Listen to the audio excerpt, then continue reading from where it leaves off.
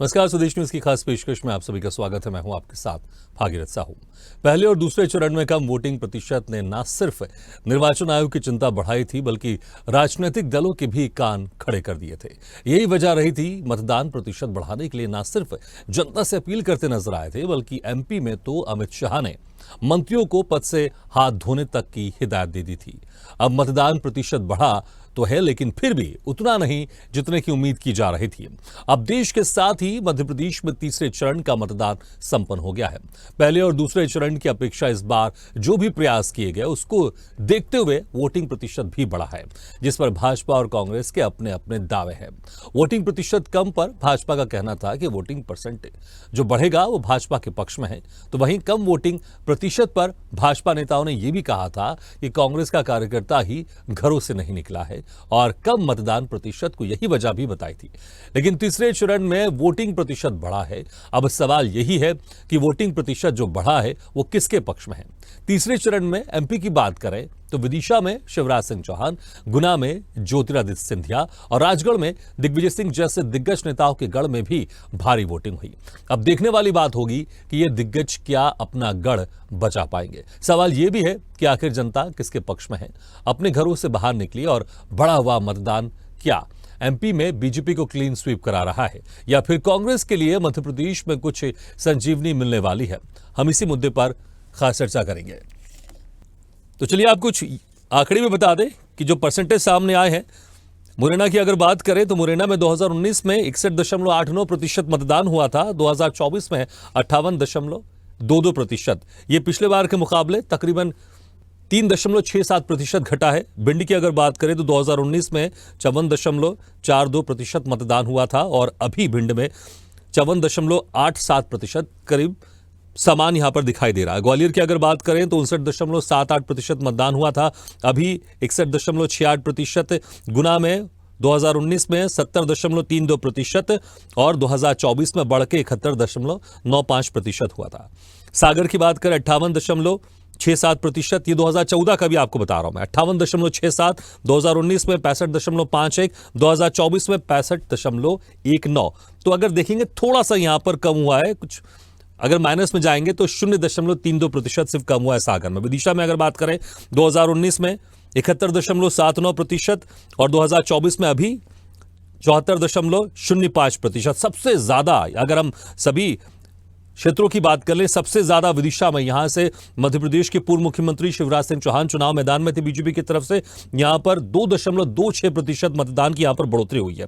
भोपाल की अगर बात कर ले, मध्य प्रदेश की राजधानी भोपाल है, 65.65% और 64.35%। तो ओवरऑल देखें तो कुछ एक हद तक थोड़ा सा इस बार मतदान प्रतिशत बढ़ा है, जो पिछले बार जो प्रथम और द्वितीय चरण में कम था। चलिए इसी खास मुद्दे पर हम चर्चा शुरू करते हैं। जो मेहमान हमारे साथ मौजूद हैं मैं उनका आप लोगों से तारुफ कराया। तो हमारे साथ हैं मीडिया पैनलिस्ट बीजेपी से मंजरी जैन जी और कांग्रेस प्रवक्ता अमित चौरसिया जी, और साथ ही हमारे साथ हैं सीनियर एडिटर मुक्ता पाठक जी। मुक्ता जी, देखिए प्रथम और द्वितीय चरण में जिस तरह से कम प्रतिशत रहा, इसको लेकर चुनाव आयोग चिंतित तो था ही, भाजपा कांग्रेस भी चिंतित थी। हालांकि दोनों अपने अपने ये आंकड़े लगा रहे थे कि भैया हमारे तो जो समर्थक है बाहर निकले, विपक्षी पार्टी के समर्थक बाहर नहीं निकले। लेकिन अब मतदान प्रतिशत में कम से कम थोड़ी सी बढ़ोतरी हुई है। हालांकि हमने देखा है पिछले बार कुछ दिनों बाद चुनाव आयोग ने एक नया और आंकड़ा निकाला था प्रथम द्वितीय चरण का, तो उसमें कुछ और बढ़ोतरी हुई थी। अभी मान सकते हैं शायद कुछ और बढ़ोतरी हो सकती है, लेकिन पहले से बेहतर था। लेकिन अब यहां पर यह है कि बढ़ोतरी हुई है, तो अब किसको फायदा किसको नुकसान?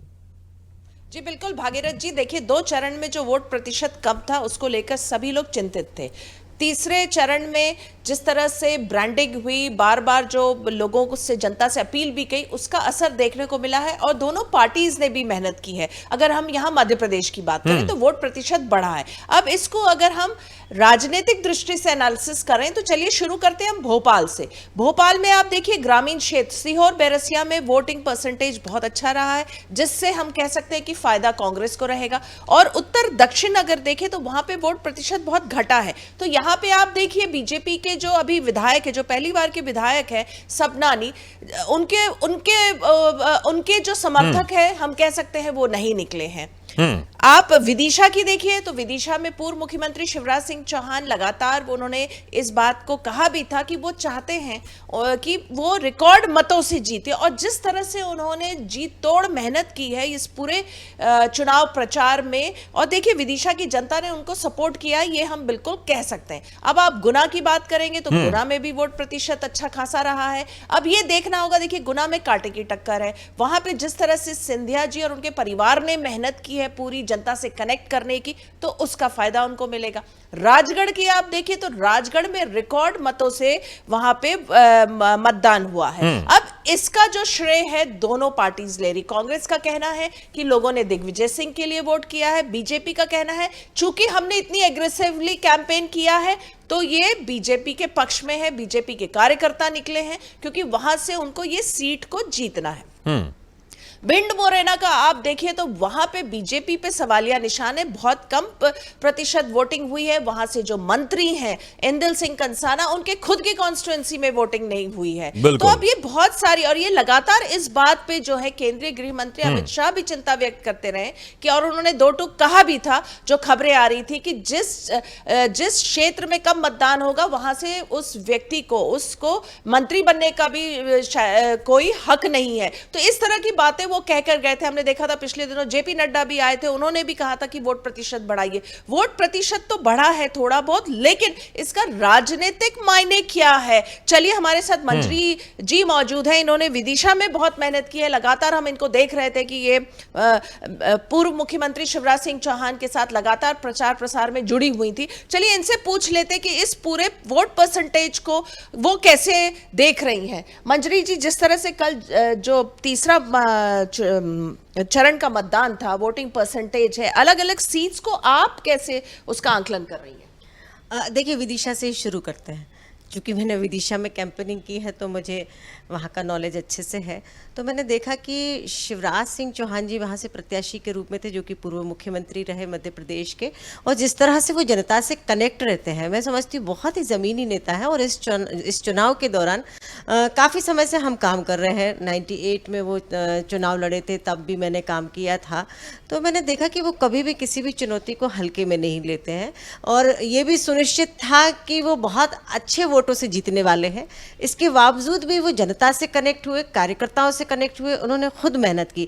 तो ये भारतीय जनता पार्टी की रीति नीति है कि हम किसी भी चुनौती को कमज़ोर या छोटी नहीं समझते हैं। तो इसी तरह सारे नेताओं ने मिलकर जिस तरह से जनता के बीच में गए, और जिस तरह भारतीय जनता पार्टी की जो अंत्योदय गरीब कल्याण की योजनाएं थी, हर व्यक्ति, हर महिला के लिए, हर युवा के लिए, किसान के लिए, उन योजनाओं का बहुत फर्क पड़ा।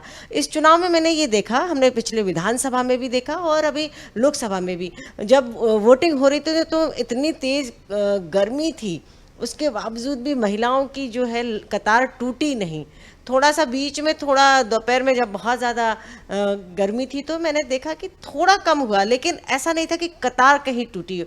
कतार जो है वो लगातार बनी रही, और हम बार बार ये प्रेरित करते रहे हमारे जो अधिकारीगण थे जो वोटिंग करा रहे थे उनको कि आप थोड़ा सा स्पीड बढ़ाइए, लेकिन उन्होंने भी पूरा सपोर्ट किया। तो इस वजह से आज हम देख रहे हैं कि भारतीय जनता पार्टी के प्रति जनता में बहुत विश्वास है। चलिए, और बाकी सीट्स का क्या कहेंगी आप? जैसे राजगढ़ है, गुना है, भिंड है, मुरैना है, उन सबको लेकर क्या कहेंगे? देखिए, गुना में भी अच्छा परसेंटेज हुआ, राजगढ़ में भी अच्छा परसेंटेज हुआ, और उसका कारण ये है कि मोदी जी के प्रति जो आस्था है पब्लिक की, जनता की, जो मोदी जी की गारंटी में विश्वास है, मैं समझती हूँ वो एक बहुत बड़ा फैक्टर है। और जिस तरह कांग्रेस की रीति नीति है कि वो हमेशा देश विरोधी, जैसे आज ही वो सैम पित्रोदा का जो बयान आ गया, तो मैं समझती हूँ कि इस तरीके की जो इनकी जनता के विरोध में और देश के विरोध में जो बयान आते हैं, और जिस इनकी जो सोच प्रकट होती है, इनका चाल चरित्र, चेहरा जो सामने आता है, उसको देखकर भी जनता ये जान चुकी कि कांग्रेस के पास अब कुछ नहीं बचा है।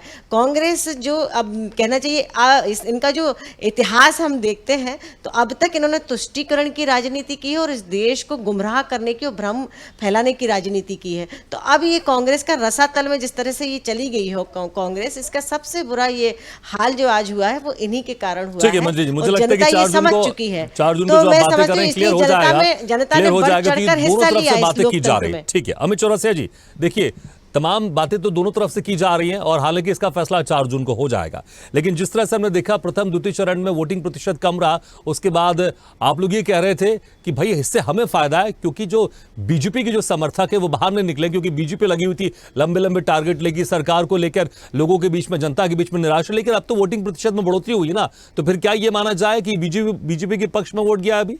बहुत कुछ तस्वीर साफ कर दी सभी सीटों की। और दूसरी, पहले दूसरे तीसरे चरण को आपस में मिलाइए मत। पूरे देश में मोदी जी की लहर कहीं नहीं है। चुनाव में मतदाताओं में भारी नहीं मिला रहे, प्रथम द्वितीय चरण में जब कम वोटिंग हुई तब आप खुद ही कह रहे थे।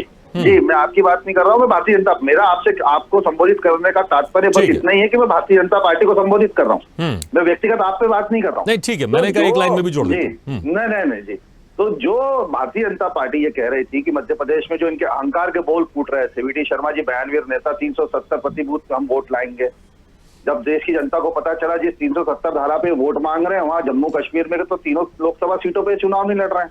फिर उसके बाद में जब इनके वचन पत्र की बात हुई, इनके घोषणा पत्र की बात हुई, तो मोदी जी 2047 का भारत दिखाने लग गए और ये बात हुई कि भाई हम 29-0 के लक्ष्य को हासिल कर रहे हैं। और जब पता चला कि मध्य प्रदेश में 2 चरणों के अंदर बराबरी पर चुनाव आ गया, 15 से अधिक सीटों पर कांग्रेस पार्टी लीड कर रही है, तो तीसरे चरण में इनकी हताशा फूट कर निकल आई। भाई 3 सीट थी बड़ी महत्वपूर्ण, गुना की, विदिशा की और राजगढ़ की। इस वजह से जब बड़े नेता चुनाव लड़ते तो वोटिंग प्रतिशत निश्चिंत ही बढ़ता है। लेकिन गुना के अंदर जो ज्योतिरादित्य सिंधिया जी ने कांग्रेस के साथ गद्दारी करी थी, मतदाताओं में भारी आक्रोश है और उसका सामना वो करेंगे। 4 जून का परिणाम उनको बताएगा। जिस तरह पिछली बार वो चुनाव हारे थे केपी यादव जी से, इस बार भी वो चुनाव हारने जा रहे हैं और ये 4 जून को उनकी स्थिति स्पष्ट हो जाएगी। और किस कदर ये फंसे हुए थे। शिवराज सिंह चौहान जी, मेरी बहन अभी मंजरी जैन जी कह रही थी कि विदिशा में शिवराज सिंह चौहान जी अपनी लीड बढ़ाने के लिए काम कर रहे थे, ज्योतिरादित्य सिंधिया जी अपनी लीड बढ़ाने के लिए काम कर रहे थे। शिवराज सिंह चौहान जी एक बहुत मंजे हुए दूरदृष्टि वाले नेता, उनको प्रदेश की, मैंने ये नहीं कहा कि लीड बढ़ाने के लिए काम कर रहे थे, मैंने ये कहा किसी भी चुनौती को उन्होंने छोटा नहीं समझा। भारतीय जनता पार्टी की दिन रात मेहनत कर रहे थे। विदिशा एक दिन नहीं छोड़ा, सुबह से लेकर सुबह 7 बजे से लेकर रात को 11 बजे तक। आपने सुंदरलाल पटवा जी का वीडियो भी देखा होगा, किस तरह पीआई को धमका रहे थे। रात के 11 बजे माइक चल रहा था, सभाएं हो रही थी, तो उनको पता था कि विदिशा छोड़ा तो कहीं ऐसा नहीं हो कि बीजेपी मुझे रात को 11 बजे यदि माइक चल रहा था तो फिर चुनाव आयोग क्यों नहीं गई कांग्रेस? शिकायत क्यों नहीं की? शिकायत क्यों नहीं की? ये आरोप प्रत्यारोप नकारात्मकता की राजनीति के कारण ही आज रसातल में चली गई कांग्रेस। आज जो कांग्रेस जमीन पर आ गई है, जनता ने उसको नीचे ला दिया है इसी कारण कि आप झूठ बोलते हैं, भ्रम की राजनीति करते हैं। 10 वर्ष तक किसी भी प्रकार 4 तारीख तक और कर लीजिए, 4 तारीख तक और कर लीजिए। इसके बाद जैसे विधानसभा में आपको परिणाम देखने मिले थे वैसे ही लोकसभा में देखने को मिलेंगे। उनको अच्छा खासा प्रतिशत दिया, 76% मतदान किया, लेकिन वहां पर भी भारतीय जनता पार्टी के बौखलाहट देके भिंड मुरैना के अंदर फर्जी मतदान कराने का प्रयास किया गया। ग्वालियर के अंदर प्रवीण पाठक जी को सीआरपीएफ ने जिस तरह से झूमा झटकी करी, लोकसभा में मतदान केंद्रों में जाने से रोक दिया गया।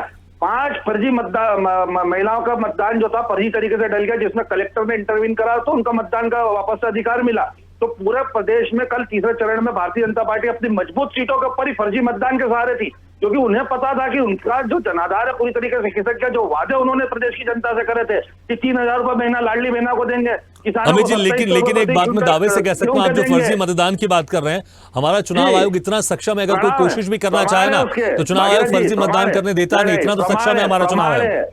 देखिए चौरसिया जी, भागीरथ जी, अब इनका हो गया टर्म, मैं बताती हूँ। अभी ये ईवीएम का रोना रो रहे थे, अब फर्जी मतदान का मतलब ये हताशा और निराशा इनकी अभी से चलने लगी है। आप लोगों की तरफ से कोई ऑफिशियल इस पर कोई एप्लीकेशन देखकर इस पर जांच पड़ताल की मांग की गई है? क्योंकि आप सिर्फ अगर डिबेट में बात करेंगे, कोई ऑफिशियल आप लोगों की तरफ से? ये भागीरथ जी बिल्कुल सही कह रहे हैं। आज के अखबार उठा के देखिए, भिंड की घटना पूरी उसके अखबारों में छपी हुई है। क्या आपत्ति नहीं लगा? पुलिस पैसा मशीनरी का जिस तरह से दुरुपयोग करा सरकारी मशीनरी का भारतीय जनता पार्टी ने, खुला नाच नचाया कल तीसरे चरण में, और इसका कोई इनकार नहीं कर सकता। राजगढ़ के अच्छा, अब नया शुगुफा लेके आ गई कांग्रेस। अब ईवीएम का रोना छोड़ दिया क्या? ईवीएम का रोना छोड़ दिया क्या? चौरसिया जी, मेरी बात का जवाब दीजिए ना, बोलते ही रहेंगे। भागीरथ जी से पूछिए, ईवीएम का रोना छोड़ दिया क्या? ईवीएम सही हो गई क्या? चौरसिया जी, चौरसिया जी, भागीरथ जी से पूछिए। चलिए ठीक है, देखिए अभी इस तरह के आरोप प्रत्यारोप लगते रहते हैं, लेकिन अभी हम चुनाव प्रतिशत के आंकड़ों पर थोड़ा बात कर लेते। ठीक है मंजरी जैन जी, प्रतिशत की बात कर रहा हूँ। तीसरा चरण का चुनाव था, बड़े नेता चुनाव मैदान में थे, इसलिए 3 लोकसभाओं में मतदान प्रतिशत बढ़ा। भोपाल के अंदर मतदान प्रतिशत घटा। जिस तरह मेरी बहन मुक्ता जी ने सारी तस्वीर स्पष्ट करी। भोपाल के अंदर ग्रामीण क्षेत्रों में कांग्रेस के लिए बड़ी संख्या में मतदान निकल कर आया और कांग्रेस के लिए प्लस। ठीक है, ठीक है। अब किसको कितना फायदा 4 जून में समझ में आ जाए, लेकिन ठीक है मंत्री जैन जी, ठीक है। देखिए, अगर आप बात करें हम जहां पे मतदान प्रतिशत घटा है, मुरैना में तकरीबन 3.5% घटा है, सागर में भी 0.32% घटा, बैतूल में सबसे ज्यादा घटा पिछले बार के मुकाबले 5.5% घटा ही है। इस बार कोशिश की गई थी, लेकिन तब भी ये जो 3 लोकसभा क्षेत्र है जहां पर पिछले बार के मुकाबले मतदान प्रतिशत अभी घटा है, यहाँ पर कोशिश आप लोग की नहीं, देखिए कुछ सफल परिस्थिति नहीं, कोशिश तो हर जगह की गई है, लेकिन कहाँ कितनी कोशिश हुई है, वहाँ का क्या परिस्थितियाँ रहीं, गर्मी भी बहुत तेज थी। लेकिन मैं समझती हूँ कि जो आज मतदान प्रतिशत घटा है ये कांग्रेस का ही घटा है, क्योंकि कांग्रेस का कार्यकर्ता हताश होकर घर बैठा हुआ है और जो वोटर था, जो इनका वोटर कहा जाता है कांग्रेस का, वो वोटर भी निकला नहीं। और मंत्री जी जहां पर प्रतिशत बढ़ा है वहां पर जहां पर प्रतिशत बढ़ा वहां बीजेपी को फायदा है, और जहां घटा है वहां पर कांग्रेस को घाटा है। देखिए ये हमेशा से कहा जाता है कि जब अमित जी ये तर्क आप भी दे रहे हैं, मैं दोनों से पूछ रहा हूँ, ये तर्क आप भी दे रहे हैं। चौरसिया जी से तो पहले ये पूछ लीजिए कि ईवीएम का रोना इनने खत्म कर दिया क्या? आप जो फर्जी वोटिंग का आरोप कर रहे हैं। भोपाल के अंदर 5 किलोमीटर का रोड शो था, नरेंद्र मोदी जी का 1 किलोमीटर कर दिया। मेरी बहन मंजरी बताए क्या हुआ, इतना बड़ा इवेंट और मार्केटिंग करी थी। बात को भटकाने की कोशिश मत करिए, विषयांतर मत करिए, इतना आपको मुंह की खाना पड़ी है। और देखिए हमारा तो नारा है 400 पार, तो 400 पार जाके ही रहेंगे। वोट मांगा जा रहा है, भावनाओं को आप भड़काते हैं, तुष्टिकरण की राजनीति आप करते हैं। मैं आपको कितनी बार बोलूं, आपका घोषणा पत्र उठा के देखिए ना, आपका घोषणा पत्र उठा के देखिए, मुस्लिम लीग की छाप अलग नजर आती है। ठीक है, एक-एक करके बात कर लेते हैं। मुझे लगता है फिर ऐसे में जनता आप दोनों की बात नहीं सुन पाएगी। एक करके बात कर लेते हैं। मंत्री जैन जी, ठीक है, मैं वही कह रहा था। देखिए जहां पर मत प्रतिशत बढ़ा, लेकिन 3 ऐसे क्षेत्र हैं जहां पर मत प्रतिशत कम हुआ है। बैतूल में तो बहुत कम हुआ है, यहाँ पर 5.5% घटा है। तो इतना फेरबदल विदिशा में बढ़ गया, यहाँ कम हो गया। देखिए हर परिस्थिति में हर लोकसभा की एक परिस्थिति है। वहां क्या परिस्थिति है, वहां की अलग परिस्थिति है। वहां देखिए आदिवासी बाहुल्य क्षेत्र है बैतूल में, अब वहां गर्मी भी काफी तेज होती है और कई कारण ऐसे हो सकते हैं जिस वजह से वहां वोटिंग परसेंट घटा। लेकिन हम ये नहीं मान सकते। दूसरा सबसे बड़ा जो कारण रहा, मैं आपको पहले ही बता चुकी। चौरसिया जी मुझे बोलने नहीं दीजिए, अभी जाऊंगा आपके पास समय। कांग्रेस का कार्यकर्ता बाहर नहीं निकला, कांग्रेस का वोटर बाहर नहीं निकला, लेकिन भारतीय जनता पार्टी का वोटर और कार्यकर्ता दोनों उत्साहित थे, दोनों ने भरपूर अपना काम किया। कार्यकर्ता ने परिश्रम की पराकाष्ठा की और वोटर ने अपना उत्साह दिखाया। जिन सीटों पर अमित जी बोलने दीजिए मंत्री जी, फिर मैं आपके पास आ रहा हूँ। आप जब आपका बारी है बोल दीजिएगा। अच्छा चौरसिया जी, अच्छा आप इतना बीच में बोल रहे थे, जवाब दीजिए। आप ईवीएम का रोना छोड़ दिया क्या आज? देखिए फिर क्या हो जाएगा ना, आप एक दूसरे सवाल पूछते रहेंगे और हमारी डिबेट कहीं की कहीं चली जाएगी। एक-एक करके बात कर लेते हैं। अमित जी आऊंगा आपके पास, आप सारे सवाल आप उस वक्त पूछ लीजिएगा जब मैं आऊंगा आपके पास। मंत्री जी तो अपनी बात कंप्लीट कीजिए। सरकारी संस्थाओं पर, चुनाव आयोग पर, इनको न्यायालय पर, किसी पर भी विश्वास नहीं है। सभी पर उंगली उठाते हैं कि फर्जी वोटिंग हो गई। अभी तक ये ईवीएम का रोना रोते थे। अब इनसे ये एक क्वेश्चन, इसका जवाब लीजिए ना, ईवीएम का रोना छोड़ दिया क्या? खत्म हो गया विश्वास? ठीक है, लेकिन जो मैंने आपसे सवाल किया था आपने उसका जवाब दे दिया। ठीक है, बैतूल की बात कर रहे हैं, कम प्रतिशत क्यों हुआ? ठीक है अमित जी, आप अमित जी ठीक है, भागीरथ जी इनसे पूछिए ना। नहीं ठीक है, देखिए मुझे लगता है कि अभी बहुत समय जब रिजल्ट आएगा उसके बाद ईवीएम पर आरोप लगेंगे या किसके ऊपर आरोप लगेंगे तब की तब देखी जाएगी। अभी बहुत समय इन्होंने तो अभी से रोना शुरू कर दिया कि अभी बहुत समय। अमित जी देखिए, आप कह रहे थे जहां जहां बड़े नेता खड़े हैं वहां पर मत प्रतिशत बढ़ गया। आप पूर्व मुख्यमंत्री दिग्विजय सिंह की बात कर रहे थे राजगढ़ को लेकर, लेकिन बाकी जगह क्या आपके कार्यकर्ताओं ने, आपकी पार्टी ने मेहनत नहीं किया? देखिए मुरैना की बात कर लें, सागर की बात कर लें, बैतूल की बात कर लें, यहां पर बहुत मत प्रतिशत गिरा है यहां पर। नहीं, देखिए कांग्रेस का कार्यकर्ता, मैंने तो पहले भी आपकी डिबेट में कहा कि कांग्रेस का कार्यकर्ता दृढ़ संकल्पित होकर अपने बूथों पे काम कर रहा है। और जिस तरह से संविधान बदलने की, आरक्षण बदलने की बात भारतीय जनता पार्टी के नेता कर रहे हैं, खुद स्वयं प्रधानमंत्री जी मंचों से कर रहे हैं, ये बड़ा दुर्भाग्यपूर्ण है। जनता के बीच इसका मैसेज भी जा रहा है। बैतूल की बात करें तो बैतूल के अंदर आदिवासी वर्गों के अंदर भारी मतदान हुआ है। ये अभी हमारी बहन मुक्ता जी ने जिस तरह से कहा कि भोपाल के ग्रामीण क्षेत्रों में भारी मतदान हुआ है, भोपाल की शहरी सीटों में मतदान कम हुआ है, तो ये बताता है कि भारतीय जनता पार्टी के प्रति मतदाताओं के अंदर निराशा का। देखिए बैतूल में प्रतिशत तो बाकी सबके मुकाबले जरूर बढ़ा, 72% हुआ है। अगर देखिए सबसे ज्यादा हुआ है, लेकिन पिछली बार ये 78% था। मैं वही 2019 में 78% था ये। मैं वही कह रहा हूँ भागीरथ जी, जब आप माइक्रो एनालिसिस करेंगे, जब बूथों का एनालिसिस करेंगे, बूथों के ऊपर आप जाएंगे, तो आप हम तो बूथों पे काम कर रहे हैं ना भागीरथ जी, हमें तो पता है कि कौन से बूथ कांग्रेस के पक्ष के और कौन से कांग्रेस के खिलाफ के हैं।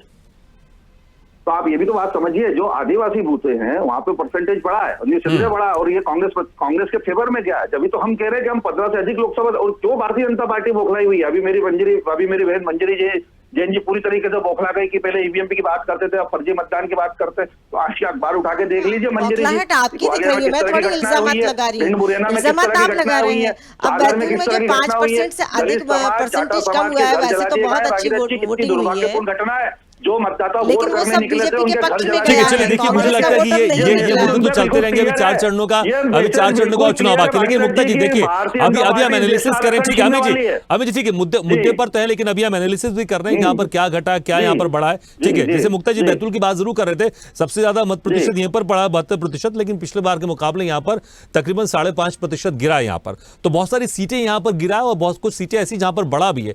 तो क्या अगर देखें, दोनों पार्टियों ने किसी सीट में सिर्फ ज्यादा कोशिश कर ली, किसी सीट में कम कोशिश की, इसलिए जहां पर देखें मत प्रतिशत एक कुछ सीटों में गिर गया है, कुछ सीटों में बढ़ गया और कुछ सीटों में बराबर ही रहा है। तो क्या इसी वजह से ऐसा हो गया है, फोकस कुछ सीटों पर रहा दोनों पार्टियों का? देखिए, जो वोट प्रतिशत है वो हम देख रहे हैं कि इस चुनाव में घटा ही है। बहुत मेहनत के बाद तीसरे चरण में बढ़ा है। और आप इसको अगर इसका पॉलिटिकल एनालिसिस करेंगे तो इसमें जो नेता वहां पे खड़ा हुआ, मतलब जो प्रत्याशी खड़ा हुआ है, उसकी मेहनत के कारण मुझे ऐसा लगता है कि वहां का वोट प्रतिशत बढ़ा है। राजगढ़ की बात करें तो देखिए, दो तरफा है। कांग्रेस कह रही है दिग्विजय सिंह के प्रचार प्रसार के कारण, बीजेपी कह रही है कि उनके एग्रेसिव कैंपेनिंग के कारण। और गुना की बात करें तो गुना में ज्योतिराज सिंधिया और उनका पूरा परिवार लगा हुआ था, लगातार चुनाव प्रसार में लगा हुआ था। विदिशा की बात करें तो हम लोगों ने लगातार देखा है पूर्व मुख्यमंत्री शिवराज सिंह चौहान को सुबह से रात तक वहां पे मेहनत करते। भले ही कांग्रेस कहे कि वो क्यों मेहनत करे, लेकिन उन्होंने मेहनत की है।